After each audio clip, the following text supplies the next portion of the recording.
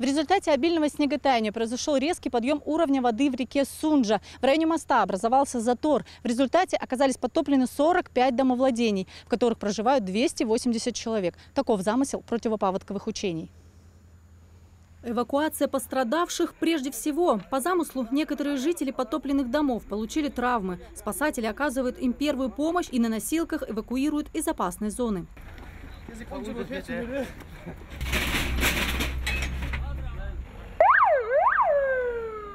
Освободить реку из плена мусора и веток деревьев – не менее важная задача. К расчистке заторов привлекают как профессиональных спасателей,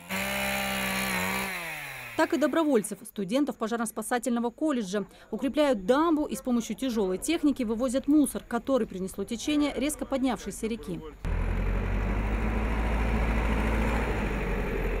Так же оперативно, как спасатели и медики, в зоне затопления работают и электрики. От них тоже зависят жизнь и здоровье людей. Так как вода, как известно, является токоведущим веществом, для обеспечения безопасности необходимо предотвратить подачу электропитания для того, чтобы не было пораженных электрическим током пострадавших или спасателей. Зачастую во время наводнений происходит заражение воды и почвы. Специалисты Центра гигиены и эпидемиологии проводят контроль за состоянием окружающей среды. Почва отбирается на паразиты, на яйцеглист.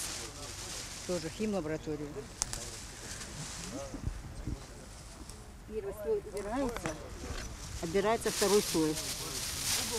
В практической части сегодняшних учений принимают участие 117 человек с применением 30 единиц техники. В случае реальной ЧС эти цифры будут другими. На помощь людям будет брошена группировка в составе более 2000 человек и 600 единиц техники. В прошлом году в Ингушетии серьезных наводнений удалось избежать. Во многом, можно сказать, благодаря тем превентивным мероприятиям, которые проводит и наше управление, и правительство республики, и органы муниципальной власти. То есть своевременно до начала паводково-опасного периода, до начала выпадения обильных осадков и повышения температуры, таяния снега в горах, проводится очистка русел рек.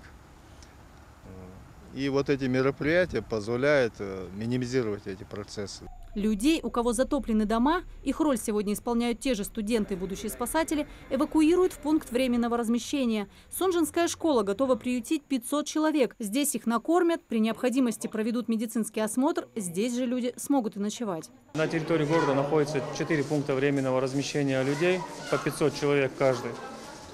На случай ЧС мы выводим людей, размещаем в ПВР. Ежегодно муниципальные программы защиты территории населения от ЧС, данные ПВР дооснащаются. К счастью, на сегодняшний день пока нам не приходилось пользоваться услугами ПВР, но на случай ЧС мы можем принять людей в данном ПВР.